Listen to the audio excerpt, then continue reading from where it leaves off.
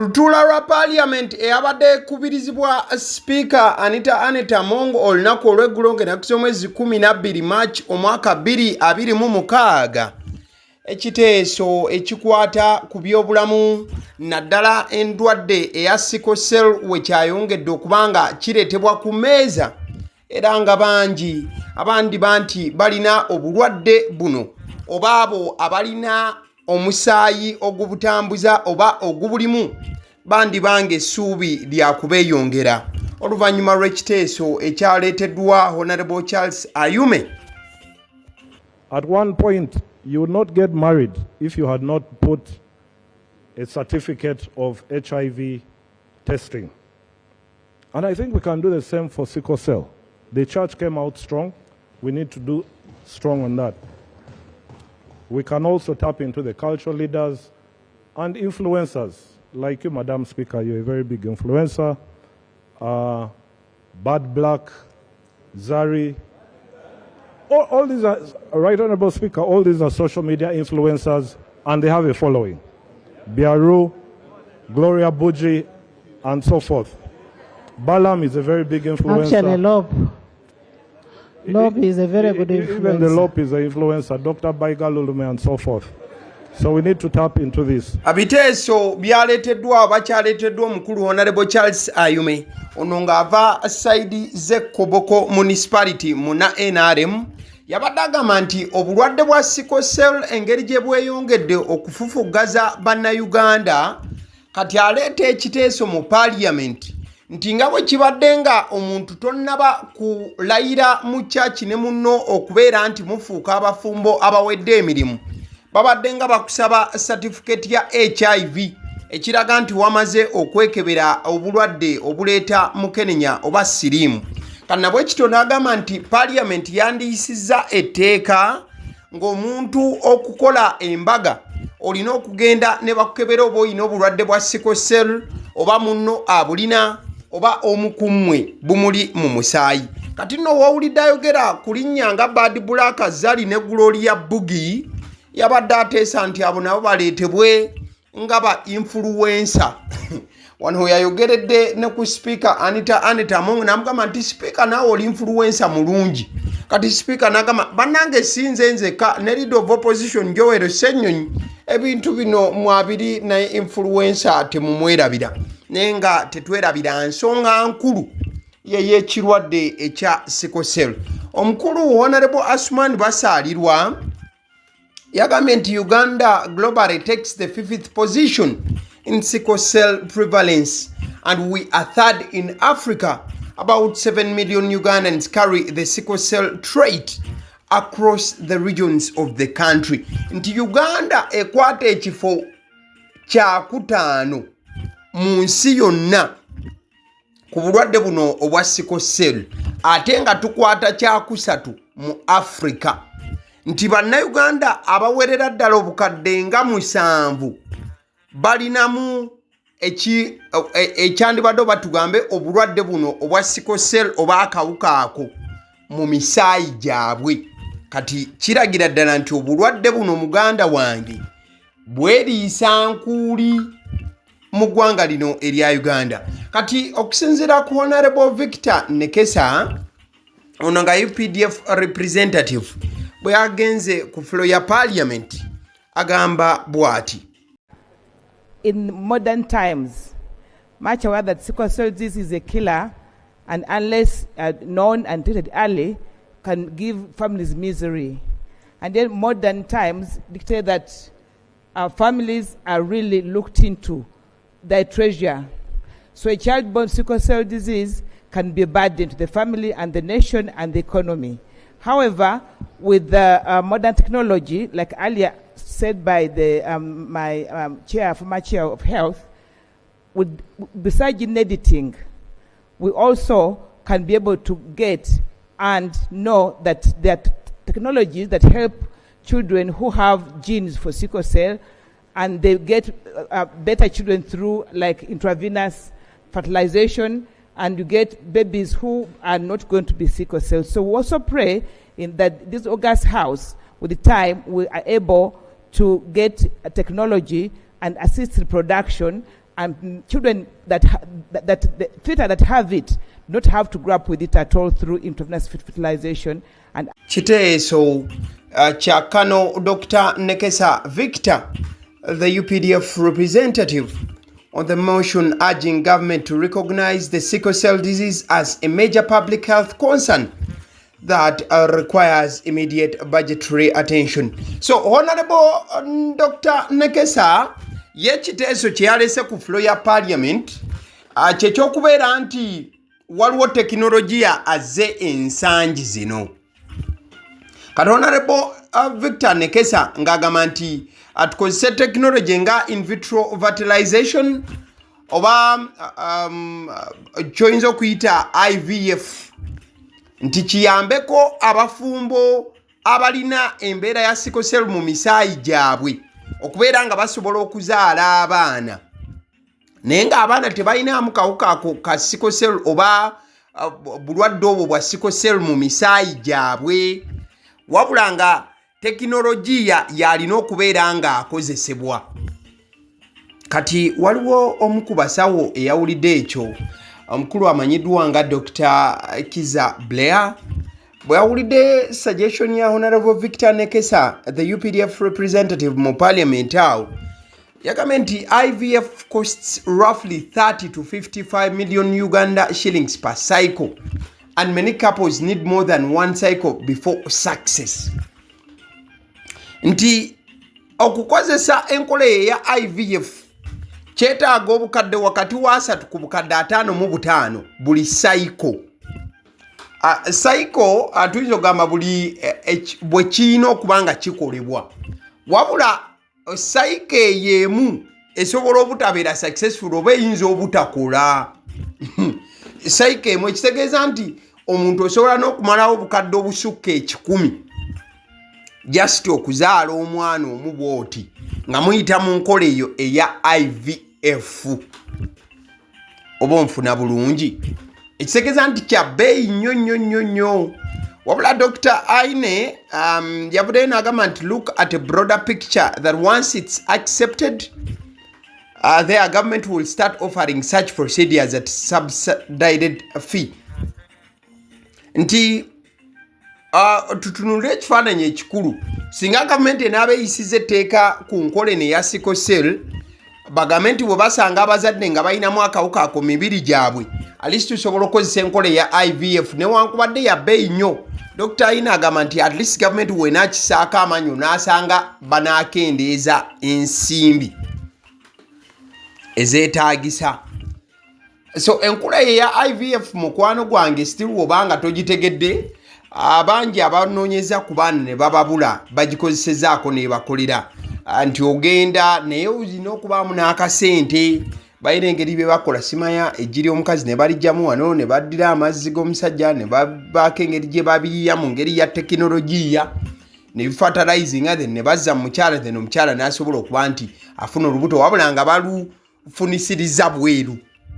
Balina engeri gye bakikolamu mu ngeri ya tekinologiya. So bye biteeso oba ekiteeso ekyabadde ku Parliament naddala ku bulwadde obwo obwa sickle cell. Wabula ku saidi ya government nalabyeko omukulu oyo gwolaba Hamson Obua, government chief whip, yagambye nti ensonga ya sickle cell bali mu kugezaako okulaba nti nga government balina engeri gye bayingiza mu nteekateeka za ministry y'ebyobulamu oba mu national health system bajingizemu balabe nti emisoso si gya bbeeyi nnyo. Yagambye nti they are trying their best to ensure the availability of essential medicine. They are also encouraging public and private partnerships to complement the efforts of the government in sensitizing communities about the monster that is a sickle cell. So nti mu mbeera yonna bali mu kugezaako okukola buli kisoboka okulaba nti eddagala balisembeza eri abantu abalina obulwadde buno n'okulaba nti addisi bagezaako okubulwanyisa buleke okubeera nga busaasaana mu line efaananako bwetyo. Kale bwe tuba nga tuvuddeyo ku nsonga y'ekirwadde ekyo ki sickle cell still mu Parliament y'olunaku olw'eggulo eya today Speaker namulabyeko nga ayagaliza Honorable Nobert Mao amazaalibwa amalungi. Wabula ate yamaliriza n'agamba nti ye nganga mwagaliza ate mwagala asigale mu cabinet side eri. Isegeza nti tayagala Mawale, ayagala Mawale kiraawo kubanga ayogera ku kifo kye ekyobwa speaker. One of us was born on a day like today, and that is none other than my brother Honorable Mao. Join me in celebrating his birthday today. We want to wish you the best. We want to wish you the best and a happy birthday and good health. And we wish you a good stay, continued stay in the cabinet in the coming year. Honorable members, once more I want to welcome. Ko ulidde kabasanyuse nnyo. Honorable yamugambye nti tukwagaliza okusigala ng'okyali mu cabinet. Nga kyali ng'ategeeza nti sigala yeeyo gy'obadde ssebo kuba minister wa justice. Lekeraawo kubeera ng'entebe yange ey'obwa speaker ogitunuulira. So yamwagaliza amazaalibwa amalungi. In fact yamuyise na muganda we. Agaye my brother Mao. Naye we wish you a continued stay, good stay in the cabinet. Beera yeeyo. Kati bwe tukomawo ku nsonga za honorable oba z'omukulu ono nga yabeera assistant wa honorable Kyagulanyi Ssentamu, omukulu Don Sheriff oba Najja Sheriff yalumbiddwa mu maka ge olunaku lw'ejjokukakana nga mukyala we bagenze naye. Abasajja ababadde abamu nga bali mu leeya ate abalala nga bambalidde ddala ebyambalo eby'ekinnamagye. Bamusazeeko omukyala ne bamutwala wali maka. Omukulu Sheriff ye tebamusanzeeyo mu drone. Era story yonna gireese ku YouTube channel eyagaliwo. Kati nno developments ezivuddeyo oba amawulire amapya agakyava ku side eyo geg'okubeera nti abakulu bwe bazze balina obubaka bwe balese mabega nga buno babadde babulekedde omukulu ono Najja Sheriff, omuyambi oba personal assistant wa Bobi Wine. In fact mulabyeko nga wandiisaawo ku mukutu gwe n'agamba nti ne PDF kati mweyisanga babbi ba number plate. N'agamba you abduct n'akiteeka mu bukomera. A person and leave a contact number now for what?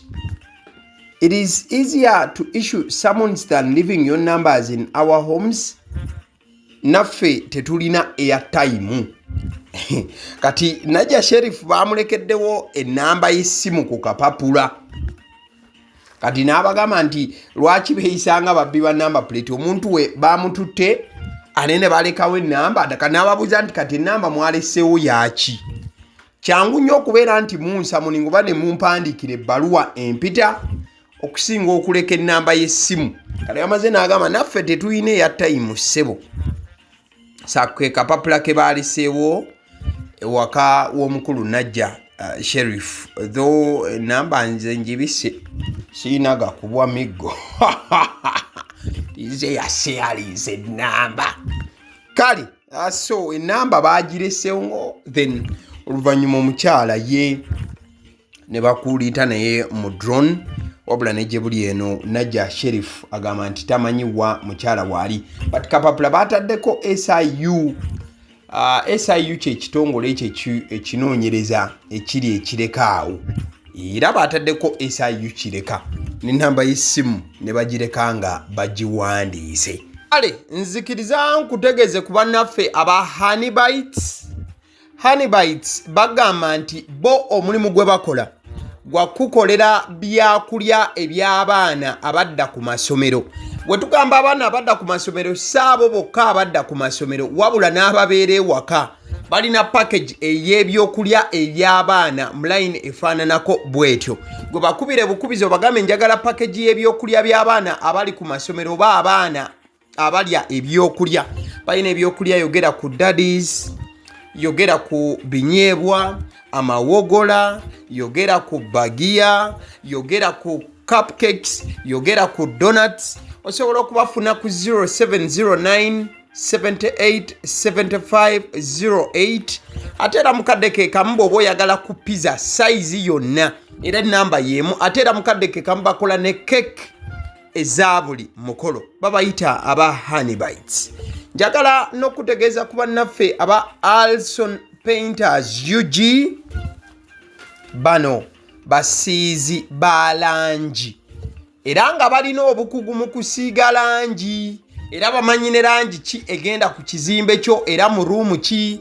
Tebasobola kuddira langi yandigenze mu kisenge ate ne bagisiiga mu ddiiro, ey'omu dining ne bagisiiga mu kinaabiro. Nedda, Alson Painters UG omulimu gw'okusiiga langi bagukugukira ddala. Basiiga ebizimbe okuviira ddala ku ruumu emu paka ku makalina n'amakalina gwe bakubira ebukubizo bagambe nti Alson Painters UG namaliriza okuzimba ekizimbe kyange. In fact ne bw'oba olina ekizimbe nga kikadde nga olaba langi yaakyo efaanana si bulungi, Alson Painters UG bazze kugonjoola ensonga eno. Bakubire ku 0705 1936 36 be bannaffe aba Alson Painters UG. Aba Sidi Omusunsuzi ly'erinnya eryange yenze aba Sidi Omusunsuzi, yenze atuula emabega w'omuzindaalo buli lunaku era ly'eddoboozi ly'owuliriza ku mukutu guno. Aba Sidi Omusunsuzi ly'eddoboozi eryo era ng'omukutu kwoli gwe guno ogwagaliwo. Nagamba nti information yonna gy'olaba ku channel eno tetugattamu kintu kyonna ate tewali kye tutoolamu. Information nga bw'eba eyingiddewo ffe bwe tugikwata ne tugikuwa. Kati gwe omulabi n'osalawo ki eky'okukozesa information eyo. Kati ky'ogenda okukola mukwano gwange bw'oba omaliriza okulaba vidiyo eno, likinga, commentinga ki ky'olowooza, mukadde ke kamu subscribinga bw'oba nga omukutu guno oli mupya. Ate era mukadde ke kamu sharingira mikwano gyo girabe vidiyo eno ate ne videos endala ku mukutu guno. Agaliwo YouTube channel, mwebale kutulaba.